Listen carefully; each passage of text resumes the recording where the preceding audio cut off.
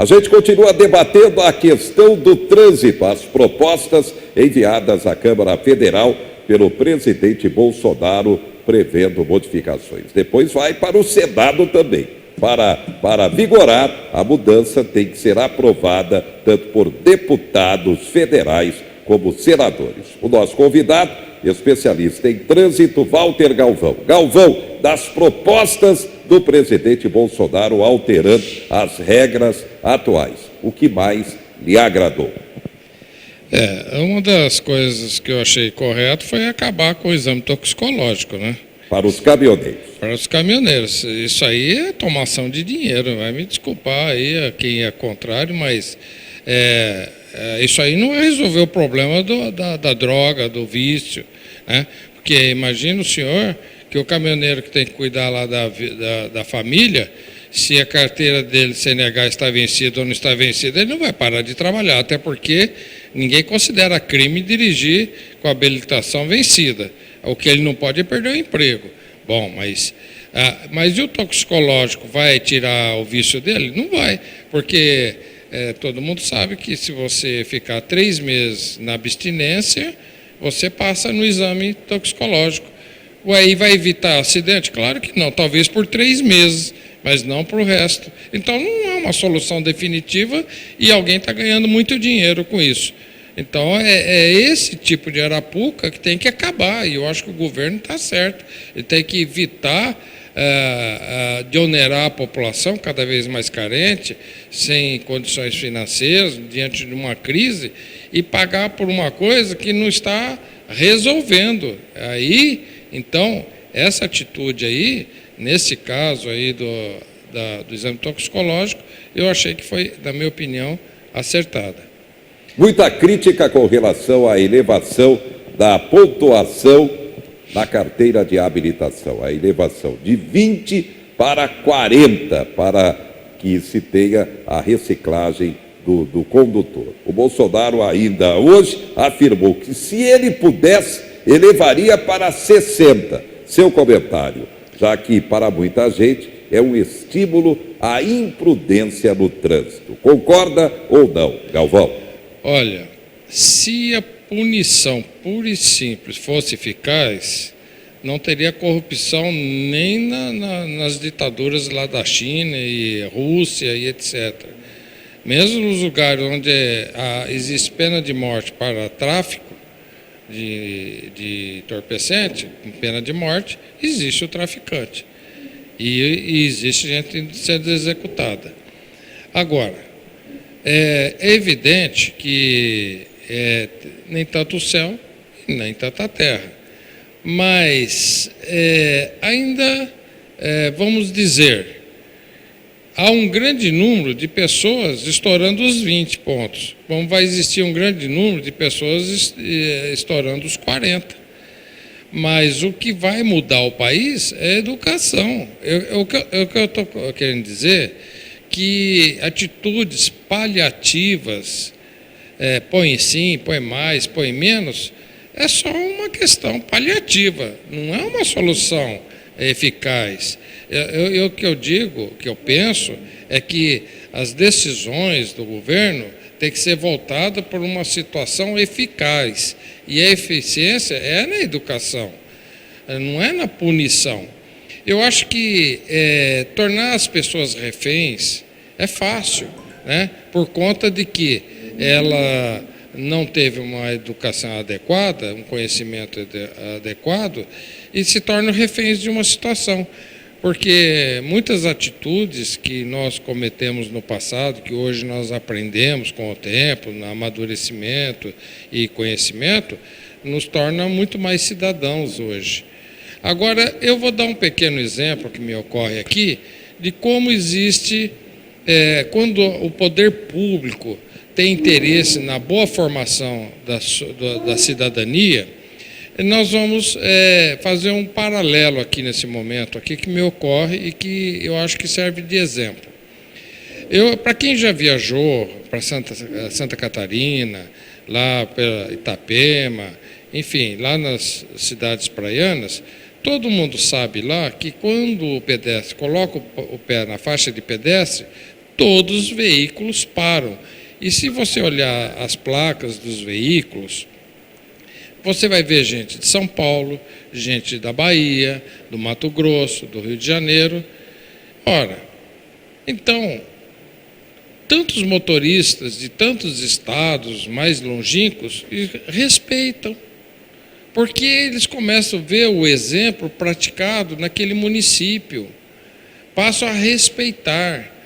Agora, se você coloca uma faixa de pedestre numa esquina, que é impossível de você cruzar aquela esquina sem antes ficar em cima da faixa do pedestre, e quando você recebe as informações que aquela faixa do pedestre é exclusiva do pedestre, e no seu dia a dia você se obriga a desrespeitar a faixa do pedestre, então o pedestre, ao querer atravessar, ele vai ficar muito revoltado quando você atravessa a frente dele. Vamos dar um exemplo típico aqui em Marília. Se você for atravessar a rua São Luís, você não consegue atravessar sem antes ficar em cima da faixa do pedestre.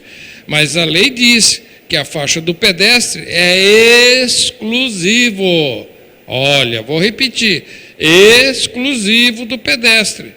Ora, mas se na prática do dia a dia você é induzido a desrespeitar o exclusivo do pedestre, como é que você, como cidadão, vai ser visto por outros que também você é pedestre? Seu filho, seu avô, seus netos, enfim, todo mundo é pedestre também. Aí vem a confusão.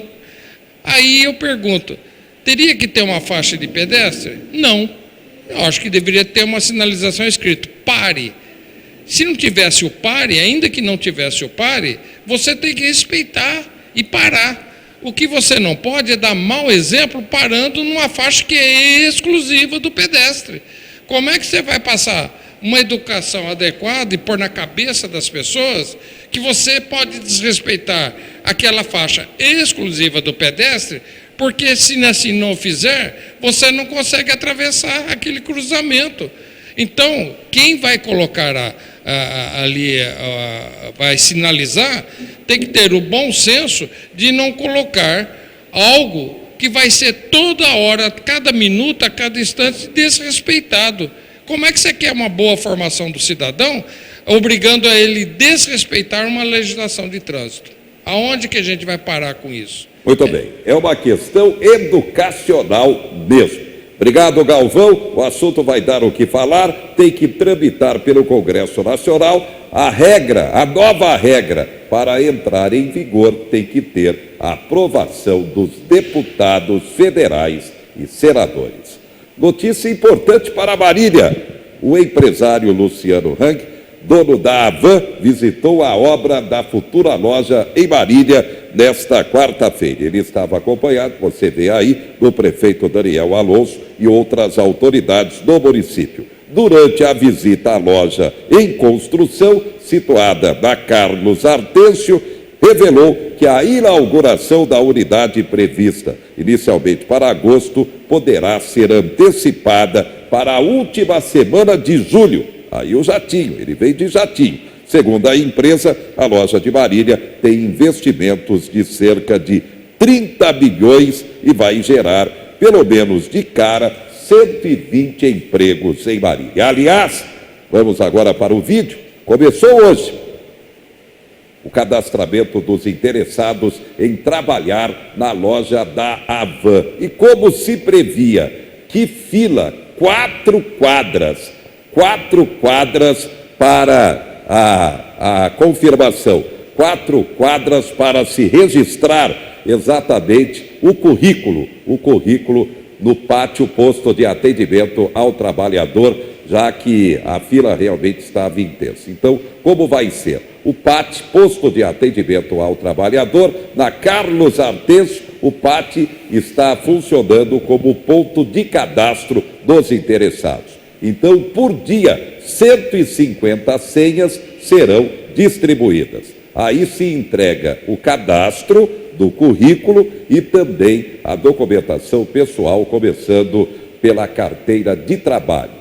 Tudo isso vai passar por uma análise do Departamento de Recursos Humanos, e aí aqueles que interessarem, a AVAN, serão convocados para uma entrevista. Com base nessa entrevista é que teremos então a definição daqueles que vão ser contratados pela AVAN para a unidade de Marília, que segundo Luciano Hang vai ser inaugurada no final de julho ou então em agosto. Você viu aí a obra em plena construção, ritmo acelerado, ao lado da estação rodoviária na rua Carlos Artêncio. O cadastramento, então, de currículo vai continuar no PAT, Posto de Atendimento ao Trabalhador, na Carlos Gomes, 137.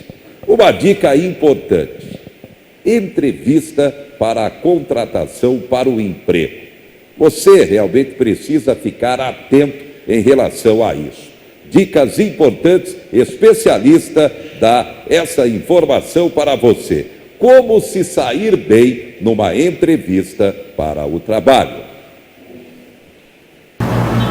Olá, meu nome é Ariane Costa, eu sou consultora de recrutamento e seleção de executivos da DBERNIT e estou aqui hoje para dar algumas dicas de como se sair bem numa entrevista de emprego.